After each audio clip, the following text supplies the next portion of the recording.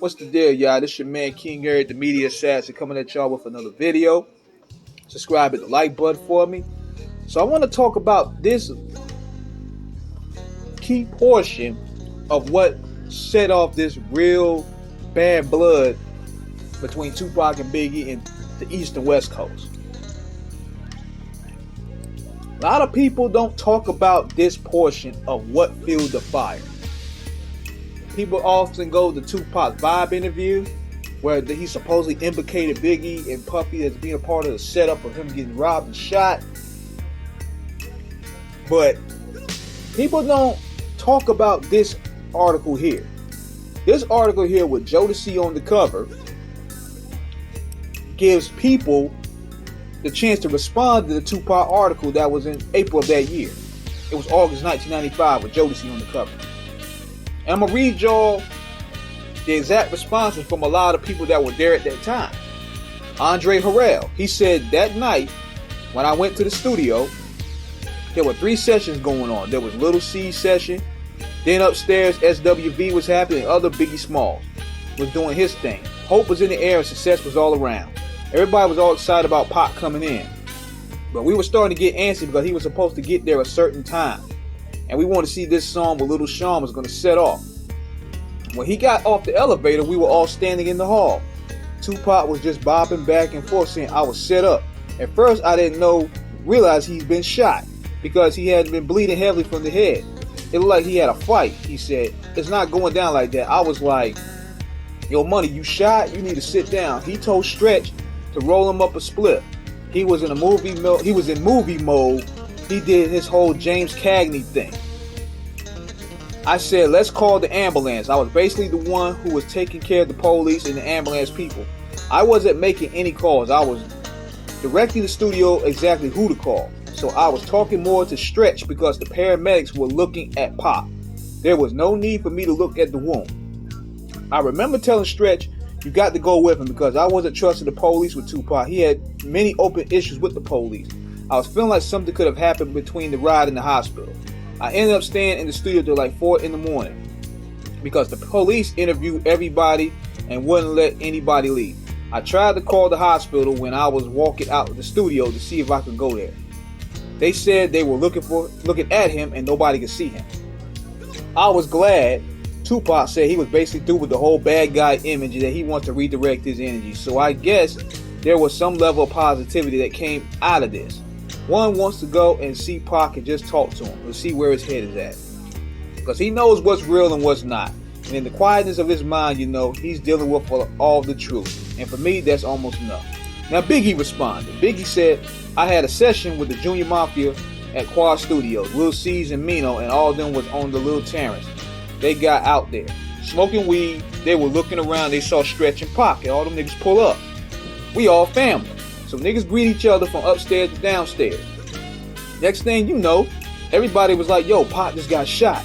So I'm on the downstairs. No gat to see what's up with my man. Everybody holding me back. I get downstairs and everything's on some lockdown-ish. Nobody moves. Immediately police thought everybody in the studio was on the same floor where everything was supposed to have happened at. I saw Pac get on a stretcher when he actually came out the elevator. I wasn't there.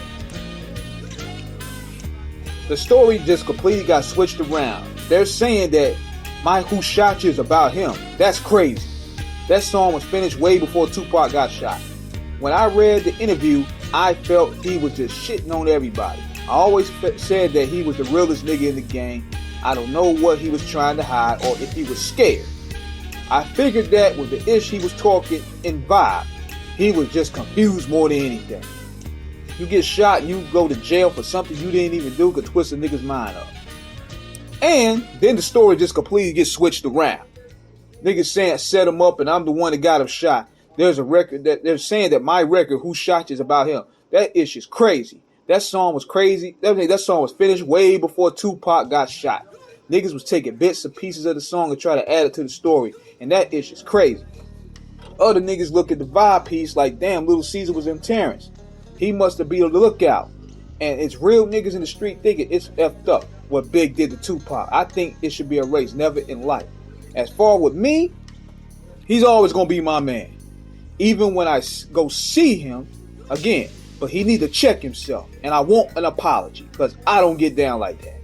Then you had Jimmy Henchman. There was a lot of people passing off through the studio that night, and the word definitely got out that Tupac was on his way. We were waiting on Tupac for hours. Next thing I know, about 12, Tupac comes off the elevator. It looked like he just got in a scuffle. Then I see the blood on his head. He was pacing back and forth. Historically, talking about call the police, call the police. Then he looked. He made it seem like niggas had a plot against him. Like he was so important that everybody wanted to kill him. At me and said, yo, you the only one that knew I was coming. You must have set me up. I was like, yo, Pac, you bugging. Come here and talk to me. He kept pacing back and forth and said, call the police. He never said to call the ambulance. When we were leaving, I saw that the cops only had one spent shell. The next day, we looked on the floor of the walls of the lobby. That whole hallway is concrete and very small. I didn't see no holes in the wall or nothing. In the paper, he said he's been set up, that he knew the assailants in blase bloom. But everybody in the industry knew that he came off the elevator saying, you set me up. I thought me and him were some kind of friends. But I felt maybe this was a strategy for him to get around his case. And maybe I shouldn't hold him accountable for trying that strategy. But after the Vibe interview, I seen that this nigga is using the media to get his point across and looked like he had the upper hand. He made it like niggas had a plot against him, like he was so important that street niggas wanted to kill him. And the street niggas wanted to kill him. He believed in his rap. He's believing the movie scripts that he played. When he went wrong was he tried to go to the street. And when it came to the test, he did not hold up. He's going to assassinate people's character, saying that niggas was crying and fell into the floor like a sack of potatoes. It is going to show you that the real coward and the real nigga in the room that was crying was Tupac. Wow. Little Sean. All I know is that money was supposed to come, and he agreed to do the song with me. When I got there, it was like a effing party. I ain't really been kin to a bunch of people in the studio while I'm working. I don't know. But everybody must have known that this was coming. Then the elevator goes ding. Money gets off the elevator and start yelling, I got shot. Niggas set me up. Motherfucker shot me. They shot Tupac one. The back of his head was busted open and it was bleeding all over his face. He caught everyone by surprise for like only a split second until the shot wore off. Nobody really wanted to F with him because he was jumping around like an animal. Reading the interview and being there, nothing made sense. He said Andre didn't want to look at him. Puffy didn't want to look at him. He's tried to state that nobody paid him any mind. Come on, man. I don't know this dude from a hole in the wall, and I was just trying to help. He said Little Sean was crying uncontrollably. You sound like an idiot saying dumb ish like that when I was helping him. He didn't say, you crying like a bitch. Get away from me. I was surprised that Money even had the audacity to even go there. I punched a whole lot of people in their mouth behind that Little Sean was crying ish. Then I hear everybody is saying that I had something to do with it. And niggas on the West Coast saying, yo, tell that nigga Lil Sean to be careful. Niggas on the West Coast is calling his name. I don't need that in my life. A lot of people go through problems with the law, and that ain't nothing to be glorified. Every time this dude get arrested, it's in the paper because of who he is, but he's loving it. I ain't no media gangster. That dude is media man. He is ridiculous. He's believing his rap. He believing the movie script that he played, where he went wrong, where he tried to go street. Puff Daddy. Basically, the whole thing must have been a dream. We were shooting Biggie's warning video, and I seen one of the Bad Boy staff members on the way to Biggie's session. I knew that Biggie had a session with Junior Mafia, but I didn't know it was right around the corner. So I'm going to check Big, you know what I'm saying? When I get to the elevator on Quad, you have to stop a reception area. And there, this Little Sean session with Andre. So I stopped to say what up to them. I'm about to go up there to Biggie's session when Pop comes down the elevator and said he shot up. He had blood coming down out of his head, but there wasn't a lot of blood. He was holding his groin area and limping a little bit. Nobody turned their backs on him. Niggas was all up on him immediately. Andre was like, oh my God, call the ambulance. Tupac wanted to go to the phone. So me and my man Groovy Lou was on by his side trying to hold him up, get him to calm down. He was telling Groovy Lou to roll him a blunt. He definitely brought the theatrics to it. I go a lot of people and a lot of BS in this interview. The way it was written, it was open-ended. Like me and Big and Andre had something to do with it. I would never purposely try to hurt no next man. That man has his own beef with niggas. I ain't never had no beef with that man. I hope that this thug life shit is really over. But on the real, if you're going to be a MF thug, you got to live and die a thug. You know what I'm saying? There ain't no jumping in and out of thugism. If that's what you choose to do, you got to go out like that. I ain't no thug. Only thugs I know is dead or in jail or be about it. Even still, I ain't got no beef. I pray for him and it's all good. I'm writing him a letter. I want to hear what he's thinking face to face. Out of everybody, I'm the easiest to forgive. I've been there when the whole press is against you. The world ain't understanding you. Niggas don't know what's really going on. And you get confused. That's the only thing I see is confused. Stretch. Me and Pop, we been down from day one. Before he did Juice, before he did album, his first album. That's my man. So the interview he did with Vibe bugged me out. But I know him. He likes to talk a lot, especially when he's upset. He'll say ish that he don't even mean. And then he'll think about it later and be like, damn, what the F did I just say? We was kind of skeptical when he was going to the studio. We was like, oh shit, don't seem right. Something gonna happen. But when the four of us got to the studio, we seen Little Caesar and him in the window. It kind of threw us off. So we kind of get around the corner and we see this nigga stand in front of the studio with an army fatigue jacket. He sees us, looks at the watch, and then looks down. There's somebody sitting inside by the elevators looking at this newspaper. We're not really paying him no mind. So they buzz us in, and the kid that was standing in front of the building comes in behind us. I hope that his thug life thing is really over. On the real, if you're going to be a thug, you got to live and die a thug. You know what I'm saying? There is no jumping in and out of thugism. Stretch continues. We won't rush in the elevator. We had to iron out immediately. They had to drop on us real quick. And they was like, y'all niggas lay down. We just looked at each other like we was not laying down for ish. Because when niggas tell you to lay down, you automatically think you ain't going to get up no more. So Pop turns around. He's about to go for his joint because Pop was strapped. Then a shot went off and it was like, oh, ish. Niggas is not playing. After the shot, boom, Pop hits the floor. Me personally only heard one shot. I didn't hear 4, 5, 6. And he was saying that he got shot 3 to 4 times.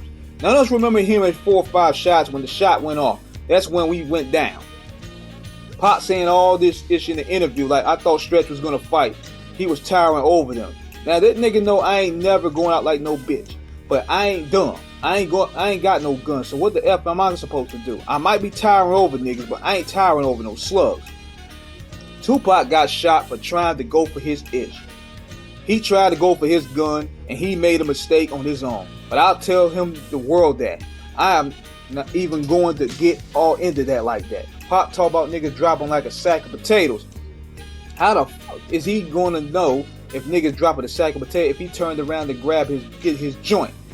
He tried to turn around and put the joint out real quick, but niggas caught him. Grabbed his gun when it was in his waist. When Pop was on the floor, his head was bleeding, his eyes were closed. Your man gets dropped and he falls next to you. That ish bugged you the fuck out. The nigga kept on joint only, and Zane and the kid with the army jacket just start taking Pop jewels and shit. He was calling Pop a bitch ass nigga, kicking him and all that. After they finished robbing, they stepped out, walking backwards and pointing the guns at us. I was looking at Pop and all of a sudden his eyes open and he said, yo, I'm hit. And Fred's saying he's hit too. So boom, we go outside and Pop screaming for the police. We see a cop outside rolling up real slow. But Zane, on the other hand, that Pop had, and we out on Times Square. So we ran back inside and got on the elevator and went upstairs. My man Fred stayed down there in front of the building because he was hit. In that interview, Pop was talking all this ish about thug life is ignorance and telling niggas names and all that. I don't even understand why he went there. I seen Pop mad times after the shooting. He never kicked none of that ish to me. You know how he feels about the media, so why would he go and do an interview like that? He's supposed to be a street nigga, right? He should have kept it in the street. I mean, niggas had to go there and get their names changed. I want him to get a reality check. Realize what the F he's doing. Niggas on the street live by these rules. Man. And that set Tupac off. This is what fueled the fire to this whole hit him up and all this stuff with this article right here. But it's strangely enough, nobody hardly mentions this. But this was the throwing gasoline in the fire. So, this is what Tupac responded to this. So, this is King Eric signing out. Let me know what you guys think about this. Subscribe, hit the like button, please. So do you think Puffy was involved in the shooting? Only they can answer that question. Right. I have my own opinion, but I wouldn't slander their name like they did mine. Right. I wouldn't say things that I knew, you know what I mean? I believe so. I do believe so. I have proved things that I could say that will back up my claim, but this is not for the world to know about. You know what I mean? It's between me and him, and only he knows. So every time he say it didn't happen, or that's the only thing that makes this become an issue to everybody. Because you seen what I said in the Vibe article. I basically bowed out. It was gonna go ahead about my life. The next issue, that wasn't even the next issue, because them cowards waited about 4 issues before they got their story together. 4 issues later, half of New York is commenting on me getting shot. And before, they was all like, we didn't see nothing. In the first issue, read it, Vibe viewers. Nobody seen shit. The 4th issue, when they came back with a reply, everybody knew what I did. They knew what I said. I was acting. Who gets shot 5 times in acts? Oh, I didn't get shot 5 times in their vision. I only got shot once because they found the bullet. The police found it, but now they the cops. Now they doing detective work. They found the bullet. Oh, you found the bullet, huh? So what is this other shit in me then? What was the doctors talking about? What? Can you explain these other holes in me? How'd I get gunpowder all over me? That insulted my intelligence. So yes, I did say Thug Life was there. Yes, I bowed out, all of that. But when they said that, they breathed new life in me. Yeah. And Thug Life not only became a rap group, but it became a way of life